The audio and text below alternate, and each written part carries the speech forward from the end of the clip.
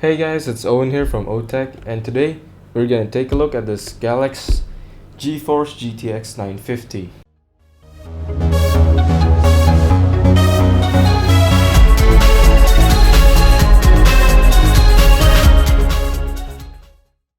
Okay, so this is the Geforce GTX 950 EXOC, which stands for Extreme Overclocking, they said, and we'll get to that in a later time in this video.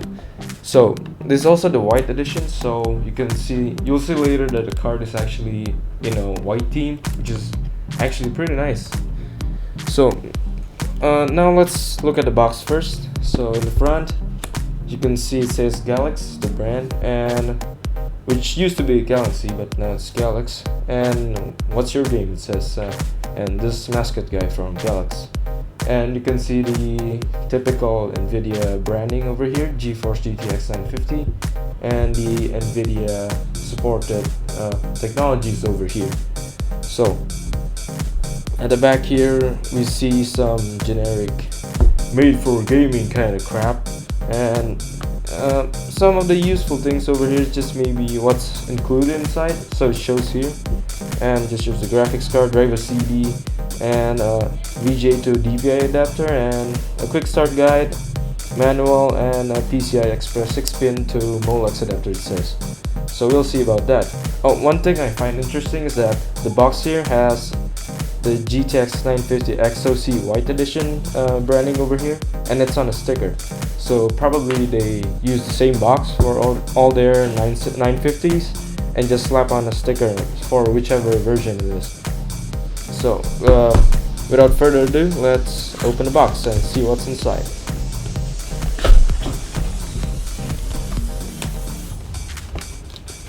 I've already taken it apart, so of course the seal is open. And here we see another box. Wow, so exciting, am I right? Now let's open it and let's see what's inside of this mysterious box. So we see here a driver CD, which you shouldn't ever use, so just throw it away and download a new one from the NVIDIA Geforce website, and some user manual, which isn't very useful these days, I think, and a quick start guide. But if you get this graphics card, you probably shouldn't be using those because you should know how to install a graphics card already. So inside you see the graphics card itself wrapped in anti-static plastic bag, which it says, "Caution, static sensitive devices, not to be handled by unauthorized personnel." Well, this is for everyone, so everyone is supposed to be an authorized personnel. I don't get it. What's up with you, Galax? So this is a VGA to DVI adapter, which you shouldn't use to these days with DVI and HDMI digital panels being so cheap these days. You just chuck it away and don't ever use it.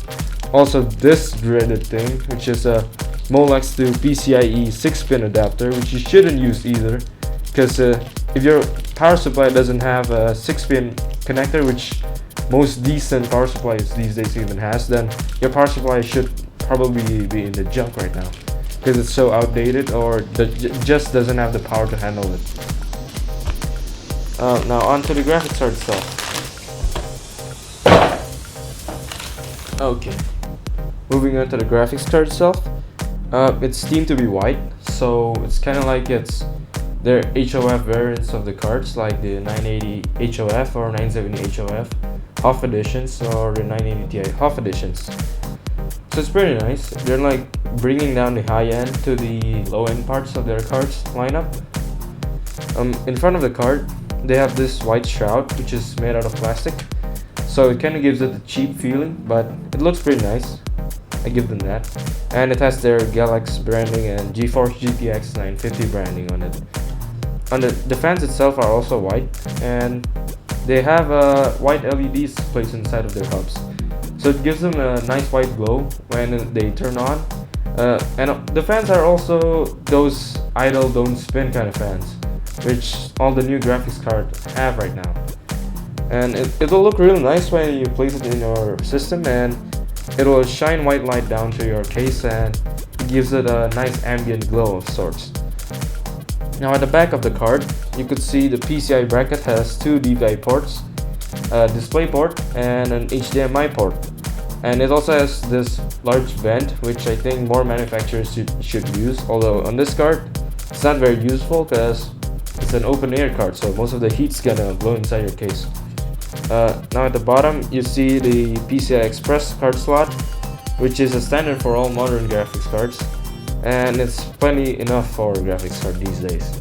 At the top you could see a PCI Express 6-pin connector and a SLI bridge over here, SLI bridge connector, which is kind of odd since usually Nvidia don't put SLI bridges on their low-end cards like the 50 series because they deem it too low-end, and a higher-end card of just one of them would be a better choice than running two of the low ends.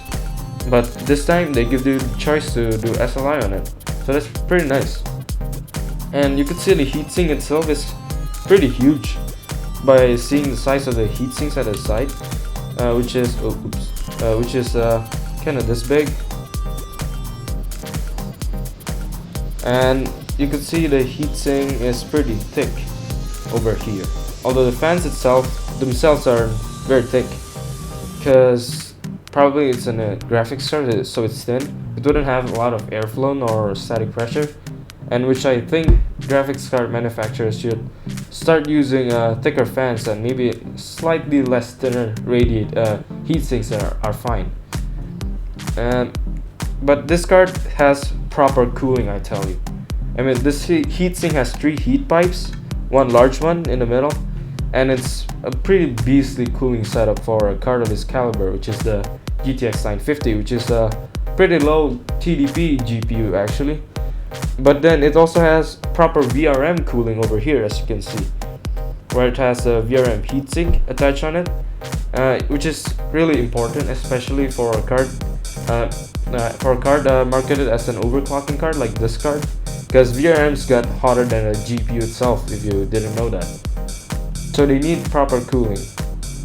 Now at the back, you could see this really nice white backplate, which I wasn't expecting on such a cheap price of this card, which in my country here in Indonesia is actually the second cheapest GTX 950, but it's kind of like the most high-end card as far as I know in the other countries, so it's kind of weird, but yeah, I guess we're lucky here.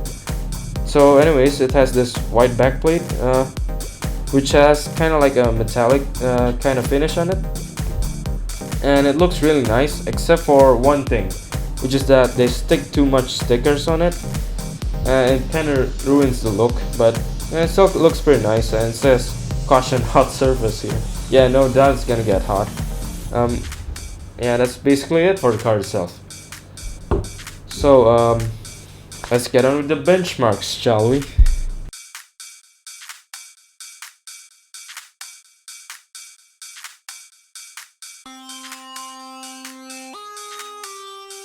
I'll start first by saying I overclocked this card to 1555 megahertz and 2031 megahertz core clock,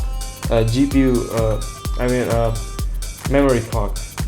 So which is a pretty high overclock for a Maxwell graphics card too. So it's a pretty lucky. It's a pretty lucky chip with 74% ASIC if you're interested.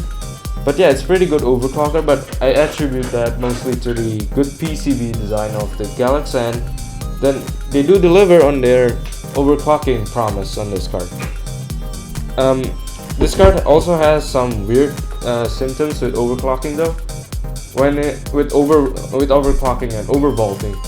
So before it reaches 58 degrees Celsius, it reaches 1.25 volts, no problem, and you can, because of the higher voltage, you can boost it up, overclock it up even higher.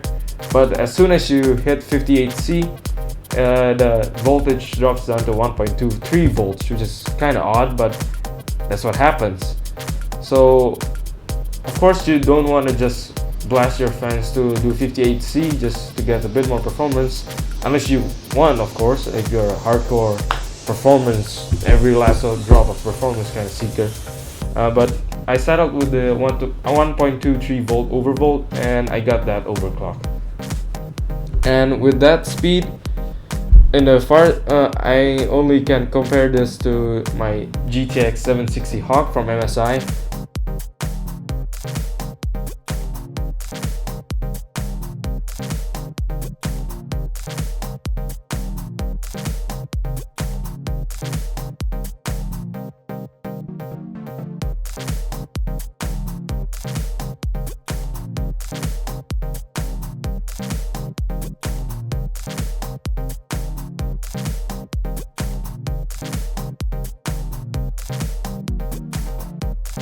So somehow my 760 is achieving less FPS than this card, while in all other tests except for 3D Mark it's got a higher score. It's kind of weird, I don't know why. Maybe it's more optimized for Maxwell or something, but it's an old game, so who knows.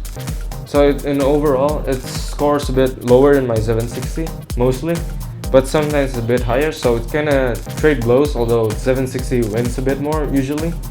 But yeah, this is a highly overclocked 950 and it's catching up to 760, which is a higher caliber card, but then it's a older generation, so the newer generation should catch up, which it kind of does and kind of doesn't on this benchmark.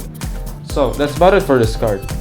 So it's not very expensive, at least in my country here, and it's basically the best choice if you want to get a 950 these days, because it's made for overclocking, so it's higher quality components, good overclocking, and 950 has low heat output, accompanied by this beastly cooler. It's really quiet and it's really cold too. It only gets up to like 67 on stock, while overclock is kinda get to 72, 74 on stock fan curves. But I like to keep it under 70, so I use a custom fan curve to keep it under 70. Also, I'm pretty sure if it went over 72, the VRMs are getting really hot and it starts to crash, so just keep it colder. But yeah, that's basically it, guys. The Galax Geforce GTX 950 EXOC White Edition, which is a great card if you want to buy, and I recommend buying this card. But anyway, you guys, thank you for watching and subscribe to this channel. I know I haven't made a video in a long time because I don't have time. And hope you like my videos right now, and thank you for watching.